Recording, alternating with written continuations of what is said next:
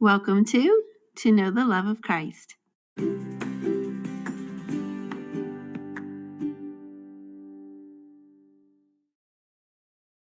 Hello, and welcome back to Know the Love of Christ. So if you were with us on last episode, we discussed the death of John the Baptist and how it was neat to see in verses 14 through 29. It was almost like a little flashback scenario for King Herod.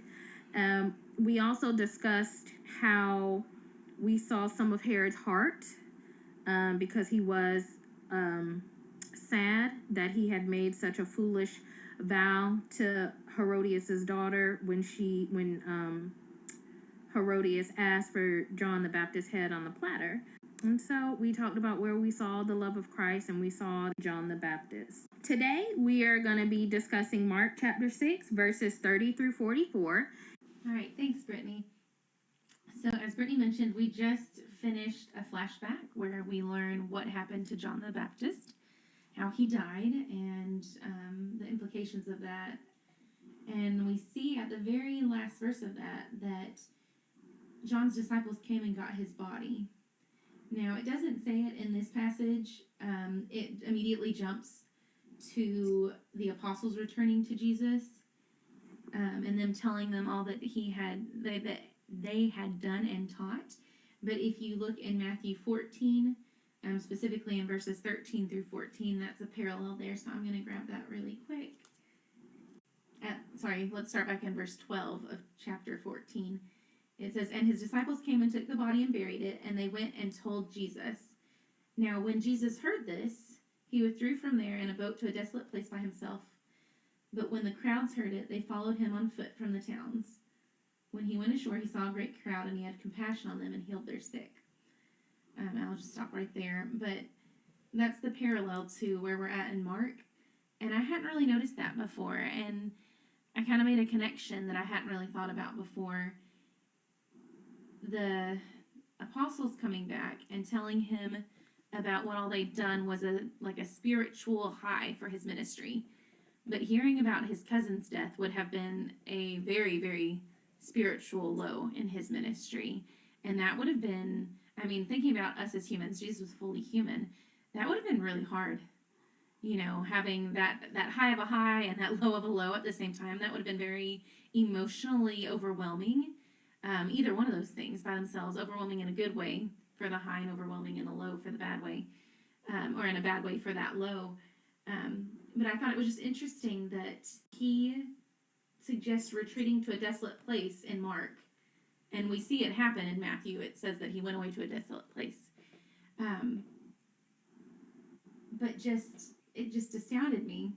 Like that was his solution for a high and a low, to retreat.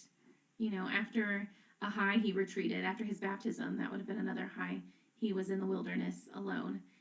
And, there's wisdom in that, obviously, for us to glean. We're vulnerable when we're at a high. We're already vulnerable at a low, but we're also very vulnerable at a high, and I don't think we think about that. But anyway, that was just something that I picked up on when I read. That's a good point, that excited me. I think it's good for self-care and recalibration when we retreat, making sure that we are, where we need to be. But yeah. Anyway, what did y'all find? I guess what I found was kind of what you're thinking, but I thought of it as like Jesus understood the importance of rest. Yeah. To have that high and the low and to rest. And while you were talking, I thought about creation. God saw everything at the end and said it was very good and then rested. So I noticed the resting part. Yeah, I think especially now in society today, everybody's all about self-care, self-love, like make sure you take care of yourself. And it's so important. And I think, I don't know, I was only born in 89. So I tend to realize that obviously things come back around in trends, And so I think at one point, this was probably really big back then too. But I think now in our society today, especially for moms, it's all about, you can't take a break because there's mom guilt. Like if you do, you're just the worst mom ever. But like you said, Stephanie, we look at Jesus and he understood, you need to take time for yourself. You need to rest. Realize you're not superhuman. You can't do it all. And even Jesus, who was fully God but fully man as well, understood this better than anybody. Like, I am God. I have the power to do it all, but I'm also human. I need to realize that I need that rest. Like, I'm not going to do it all, and I'm not gonna like be forced into doing it all either, if that makes sense. Um, so yeah, I think that's a good point. I should probably go home and tell Hiram Jesus told me to rest, so don't bother me for the remainder of the night. Let me know how that goes. Yeah. I'll let you know how it goes. Probably won't go far. Yeah. But I mean, our self-care that we talk about is very different from the world's view of self-care. It's not, Right. going out and blowing a ton of money and going to spas every day and neglecting things. It's not, the reason for our self-care, I would say, isn't even us focused necessarily. Yeah. Right. Our self-care would be for the glorification of God and the fact that we are the best version of who he needs us to be in order to fulfill our ministry. Yeah. And Agreed. so there's like the focus is different, the intent's different, or motive, whatever you want to call it, and then the outcome is different, and it's gonna look different, but it's gonna be true self-care. Because a lot of the things that we see in society, like you mentioned, Brittany, it's very popular right now. Those things aren't true self-care. Mm-hmm. A lot of them are self-sabotage, running up a ton of debt. You got to use wisdom in everything. Right. Yeah. Right. But I mean, I know some people, because I have family members that have sent me stuff. It's also popular to take the extreme opposite view of that. And so I've gotten several little, cute things on Facebook that are Christian. And I think everything I've seen technically is correct.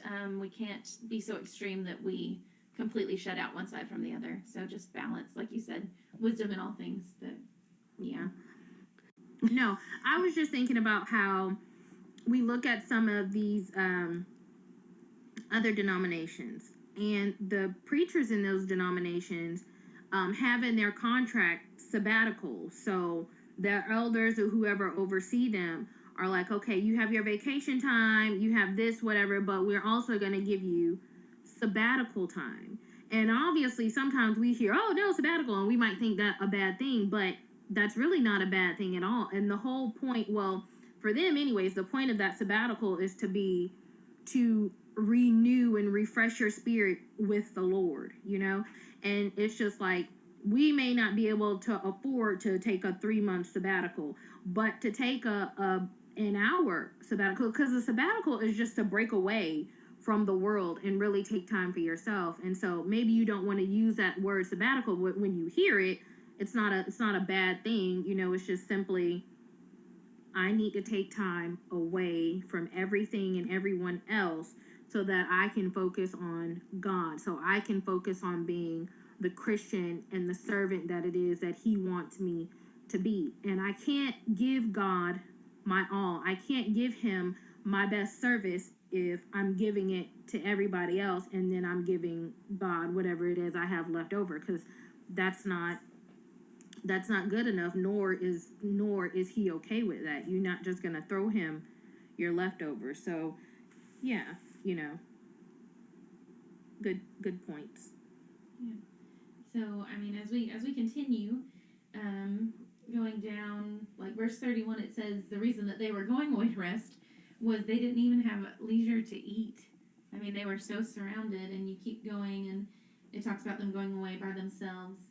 And then we hit verse 34, and I mean, Jesus had just lost his cousin, and the disciples had just come back, and they're trying to take a break. They get to this great crowd again, and he has compassion on them because they were like sheep without a shepherd, and he began to teach them many things. And so we are heading right into this feeding of the 5,000, straight in. And one of the things that I noticed, we always talk about the compassion of Jesus, and we actually heard that recently in a sermon somewhere. I can't remember who it was.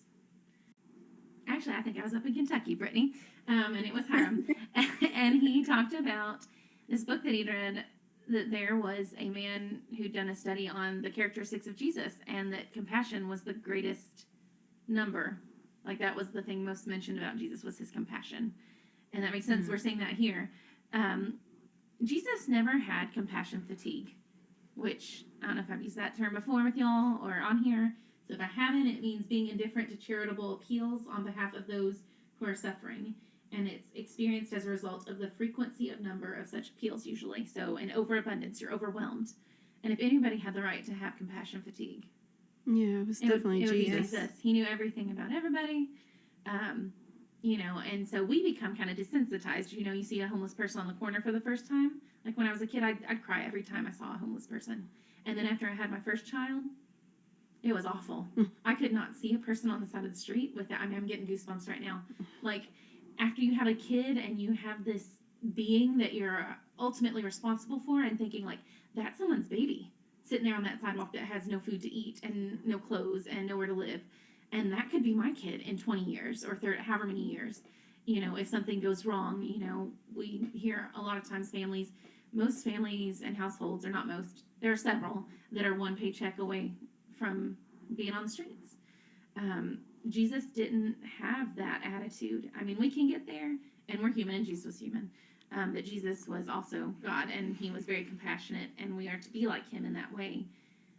But it just amazes me that he didn't have compassion fatigue, that he would come to a crowd like this in a state of sadness himself, grieving, and still be like, oh, I'm going to be here for these people.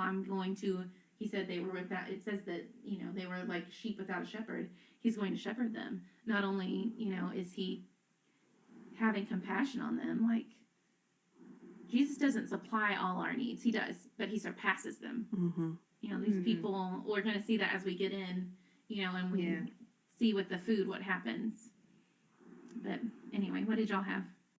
No, I think what you said was good. What needs to be added to that at this moment? Well, I'm sure there's plenty. I don't have anything right now. The only thing I saw was the contrast of visions. Like you said, Jesus saw a great crowd with a great need, like a sheep without a shepherd.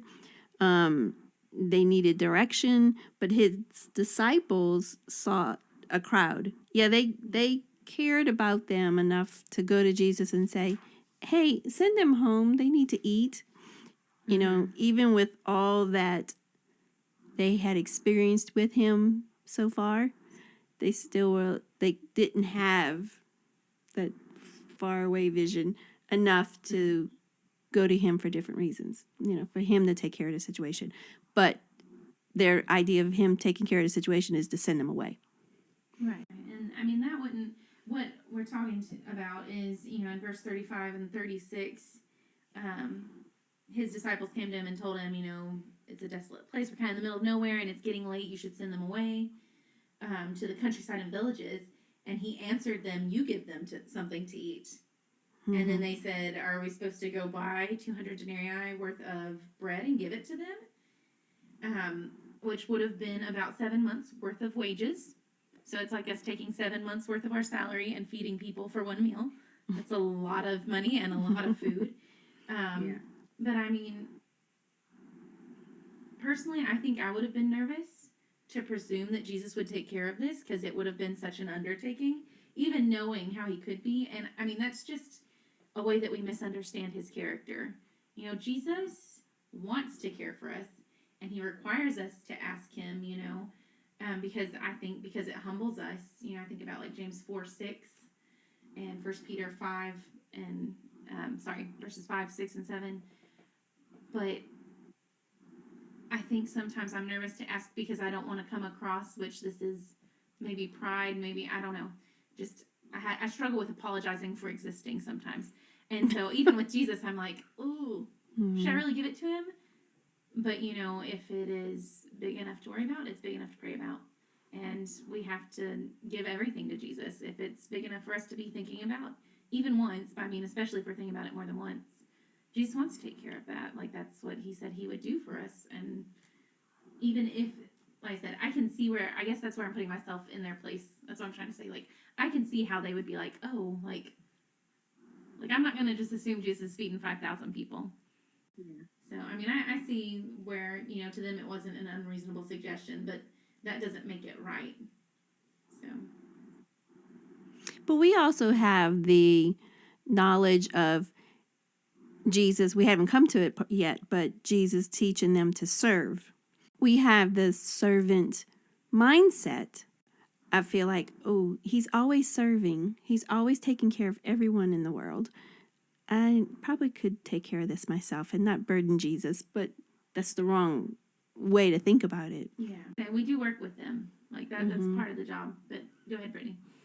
I was just going to say, I got that from it too, Dee, as far as the servitude of it. Because, you know, well, first of all, they've already seen Jesus perform great miracles. And I completely get what you're saying. Like, even though I saw Jesus heal a man with a demon, and even though I saw Jesus heals a woman and heals Jairus' daughter and different things like that, even though I saw these things, let's not just assume that he's going to feed 5,000 people. And, you know, furthermore, that's only 5,000. Is it only 5,000 men? Mm-hmm. Yeah. So it's more than that. That's not even including women and children. Right. So, you know, let's not just assume that he will do this, and even to some extent at this point, because I still don't think they realize exactly the power that Jesus has. So let's not assume that he will do this, but furthermore, let's not assume that he can do this right now. You know what I mean? And immediately Jesus is like, you do it. Mm-hmm. Like, why do I need to send them away? And it's with that thing, it's just like, you see a need, you have the opportunity to do something about it, or you can do something about it. So make like Nike and just do it. Like, don't wait for somebody else to do it, you know? It wasn't too long ago, there was a point made. Well, I was the one that made the point. I was teaching a lesson. But anyways, I was saying, you know, it's real easy for us to like go through all our clothes and different things like that, and you say, hey, I'm just gonna drop this off to the Goodwill or whatever. And that's a good thing, but like, don't always wait for somebody else to do it for you. Like, I'm gonna drop this off at the Goodwill, I'm gonna let the Goodwill sort through it and give it to whoever, when you probably see tons of people every day, or somebody right within your congregation that has a need, and instead of letting Goodwill do the work for you, you do it yourself. You know, like, don't wait for somebody else to do the work that you can take the time to do, you know? And so, yeah, I saw the service. That's what stuck out to me, the service aspect of it. Like, Jesus is like, yeah, I know they're hungry, so feed them. Yeah. And what we see, we know Jesus is the greatest teacher that ever existed. And that's what he's doing here at the beginning of this passage that we're looking at. He's modeling that for them. Mm-hmm. He also hasn't eaten. He's grieving, and he takes compassion on them and starts teaching them. He's serving them. Yeah.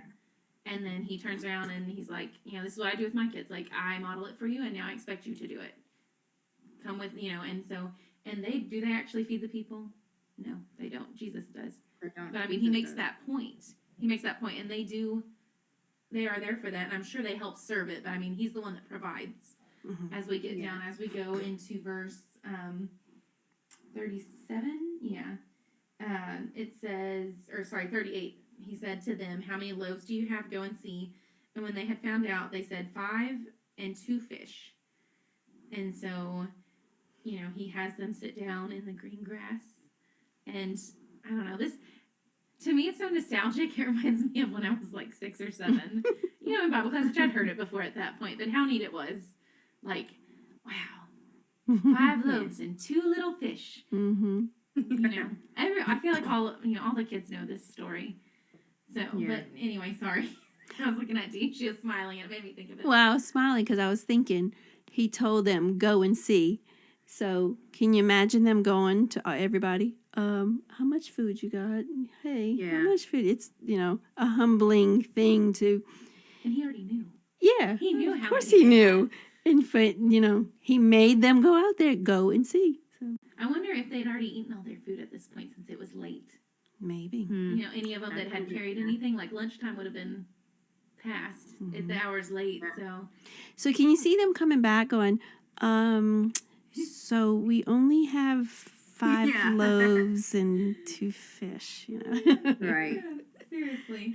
And it's kind of like us today. okay, so this is my situation, and this is all I've got. Yeah. And so, I mean, we know the rest of the story. I mean, just to summarize it, he has them sit down and they, they obey, obviously, and he says a prayer, and then he divides it. But he doesn't actually divide it, he multiplies it. Yeah. Through division, which is a really weird thing to think about, because when you divide something, typically you have less. Of it. Mm-hmm. But he had more of it the more he divided. And, I mentioned earlier that he doesn't just supply our needs, he surpasses them. There was so much that they were all satisfied. And they took up 12 full baskets of broken pieces and of the fish. Full baskets. Full, yeah. And it makes me think about that verse that we studied last season in Ephesians, Jesus does abundantly more than all we can ask or imagine, because I highly doubt when the disciples were like, all right, we need to send people away. Mm-hmm. They were thinking this is how it was going to end. Yeah. Yeah. What a shocking turn of events. I thought about, so Jesus had his disciples get the crowd to sit in, groups of hundreds and 50s. So here they are organizing all this situation. Can you imagine being in the crowd? So you're possibly meeting 49 other people or 99 other people talking and, hey, where you're from and how did you hear about Jesus? And it's like almost a fellowship meal of sorts. But you know what I thought about? I thought when you hear that and when you see that, I get a picture of heaven. Yeah. Like, you're going to be in heaven with people that you've never met before in your life. True. You're going to, I believe that we will be able to recognize each other, although things will obviously be different. I believe that I will be able to recognize Stephanie and Dee and Hiram and my kids and everybody else. I believe that I'll be able to recognize them, but it's just like, I'm going someplace where I have never been before, and I'm seeing hundreds and thousands and millions of people that I have never met before, and to know that we all had one thing in common, and that was Jesus. And even when you see these people sitting here, to hear Jesus is preaching and teaching, and then he feeds them, it's just like, I've never met y'all before, never seen y'all before in my life, but we all have one thing in common, and that's Jesus. And I just think that's such a great thing. Like, whether all of these people that heard Jesus stuck with it, or whether some fell away at that particular moment, because they didn't know that Jesus was going to feed them. Mm-hmm. So at that particular moment, they all had Jesus in common. We all see that there's something great about this man, and we need to hear what he's saying. And so when I read this and I think about that and all these people that were sitting and fellowshipping, it's like a big heavenly party. Can you imagine being up there and being like, so how did you come to know Jesus? I was at the feeding of the 5,000. Mm-hmm. Which they wouldn't say. They'd be like, oh, well, I went to hear this man named Jesus, and there were a bunch of people, and he sat us all down, and we ate fish and bread. I read about you! Like, that'll be, because, we know there's going to be at least, hopefully, at least one 5,000. 12. Yeah. Man. Yeah, that's going to be awesome. Yeah, that is going to be awesome. I never thought of it like that before. Yeah. A large fellowship meal. Yeah. Eating the bread of life. We all love a good fellowship meal. Oh, we do. We do. Pass the pie. Okay. All right. Well, do y'all have anything else to add? Mm-mm. No? All right. That brings us to the end of our passage today. And we need to ask the question that we always ask. And that is, where do you all see the love of Christ? Brittany? I see it in the heavenly party. Everybody has one thing in common at that point, and that one thing is Jesus. And like I said before, whether everybody's stuck with it or not, I see it in this big heavenly party, but I also see it in the fact that Jesus always provides. He always provides. And even when, we're stressed and we can't figure out, all of us have had financial issues from time to time. And so it's just like, when you're thinking about, what am I going to feed my kids, or are we going to be able to make it financially this month? Am I going to have all the money that I need, or whatever it is? The kids need this, I need that. I see his love. I see the love of Christ in the fact that he is always willing to provide for his children, and he does it abundantly every time. Every time you find, and then you look back later and you're thinking, man, I stressed for no reason, but God had it under control the entire time. So, Yeah. Jehovah Jireh. Yep. I see it in verse 38 when he asks them, how many loaves do you have? Go and see. So he's like, how many do you have? I'm going to show you what I have, but you go, you see, you get humble, you go put some, faces to these people that you're going to be the pillars of the church to. You go and see, and we're going to learn a lesson here.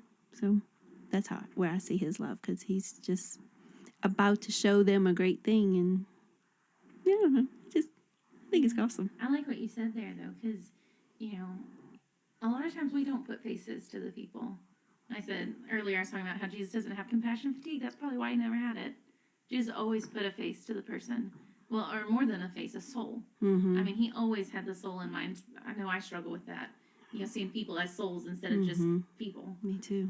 But I do like that. That was a very good point. All right, well, I see it in verse 37, where he says, you give them something to eat. And then, like you said, Dee, that, he has them go out and find out how much they have. But I see it in the fact that he allows us the ability to be partners with him. Like, I will never not be in awe at just the blessing that it is that we are allowed to even partake of this in the smallest way that we can. We are called to be servants, but I mean, God is, he is. I mean, and we are allowed to exist, and he allows us to have the opportunity to be a part of his ultimate scheme of redemption. And we get to be on one side of that, and we get to choose. He doesn't pick it for us, and that's where I see his love. All right, well, that's it for today. Thanks again for joining us. If you have any questions or comments, please feel free to reach out. We'd love to study with you or connect you to someone local to you who can do that. As always, we hope you will seek to know the love of Christ in your own life. And until next time. You can reach out to us on Facebook or Instagram. We would love to hear from you. And be sure to click like and share this episode with family and friends. In doing so, you're sharing the love of Christ.